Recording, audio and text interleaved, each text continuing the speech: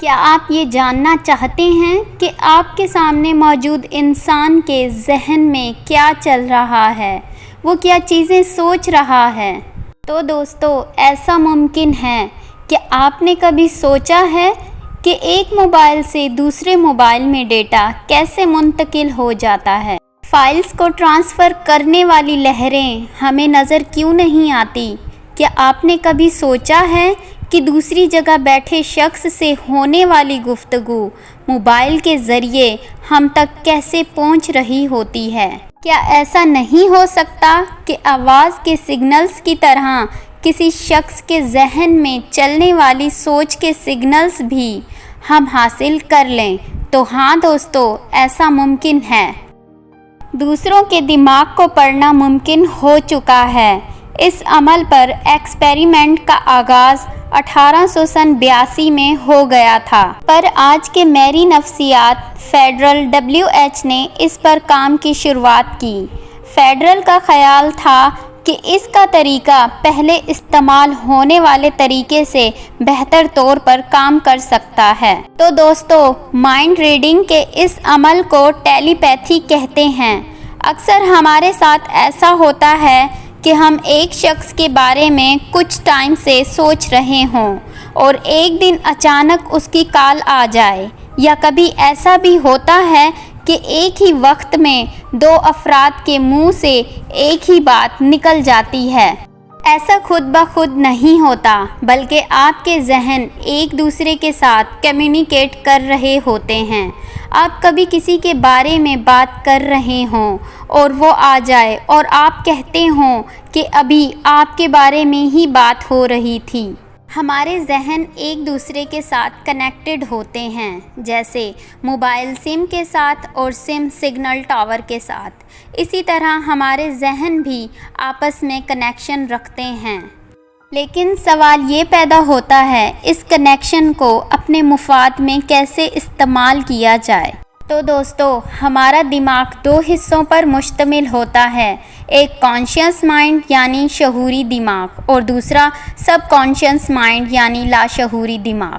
ہماری سوچ سمجھ، ہماری یادداشت، احساسات و عادات اسی شعوری دماغ میں محفوظ ہوتے ہیں، جن سے ہم روزمرہ کے کام بآسانی انجام دیتے ہیں۔ دماغ کا یہی حصہ اچھے برے کی تمیز کراتا ہے، یہی ہمیں بتاتا ہے کہ یہ کام غلط ہے، یہ کام صحیح ہے۔ دوسری طرف ہے لاشعوری دماغ یعنی سب کانشیس مائنڈ۔ یہ دماغ کا انتہائی طاقتور حصہ ہوتا ہے اور اسے ان کا اسٹور روم بھی کہا جاتا ہے۔ ہم نے اپنی زندگی میں جو کچھ کیا ہے یا آئندہ جو کچھ کریں گے، وہ دماغ کے اس حصے میں اسٹور ہوتا رہتا ہے۔ ایک کام جو ہم کر چکے ہوں بظاہر ہمیں یاد نہیں ہوتا، لیکن وہ ہمارے یادداشت سے نکل کر لاشعوری دماغ میں کہیں نہ کہیں پڑا ہوتا ہے۔ دوستو، سب کانشیس مائنڈ سے آگے بھی دماغ کی تہیں ہیں، یعنی لیئرز موجود ہوتی ہیں۔ سب کانشیس سے اوپر سپر سب کانشیس ہوتا ہے اور اس سے اوپر کلیکٹیو کانشیس مائنڈ ہوتا ہے۔ دوسروں کے دماغ کو پڑھنا، ان کے سگنل کیچ کر لینا کلیکٹیو کانشیس مائنڈ سے جڑا ہوتا ہے۔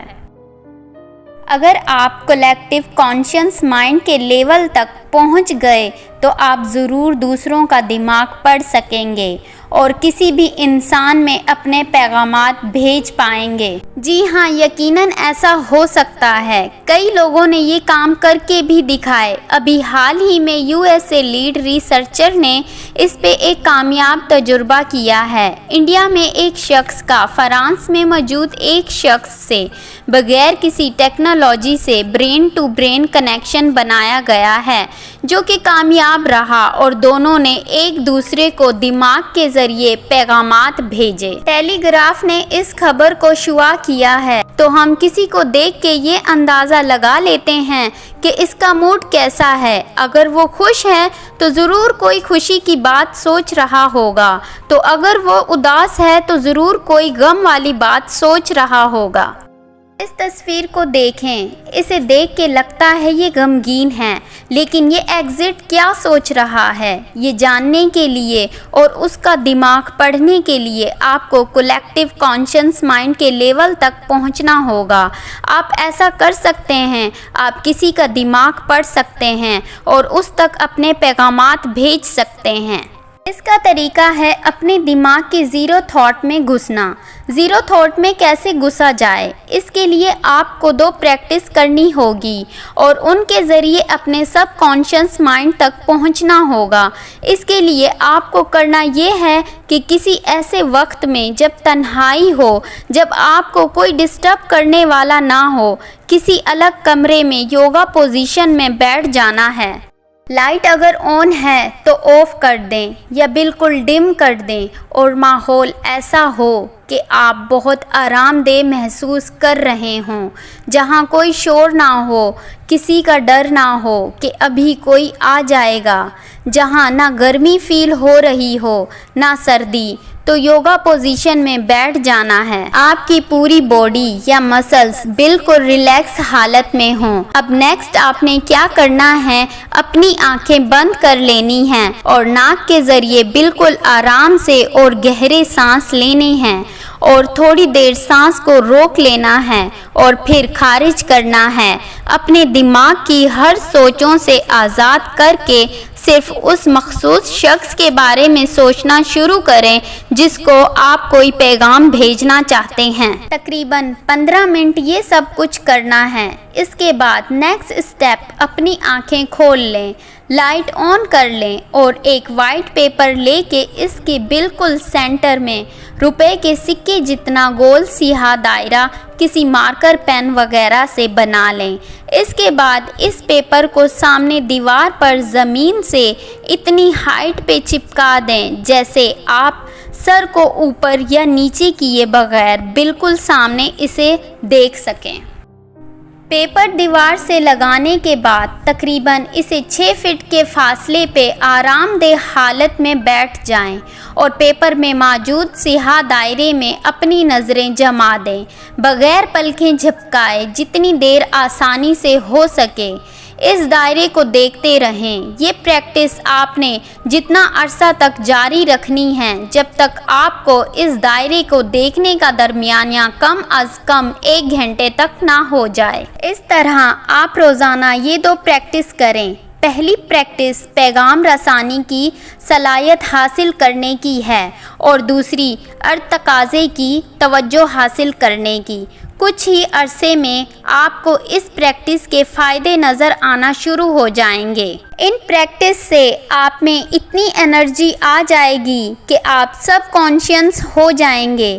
اس اسٹیج پر پہنچنے کے بعد آپ جو حاصل کرنا چاہو کر سکتے ہو۔ دماغ کی یہ پاور کو ناممکن کو ممکن بنا سکتے ہیں۔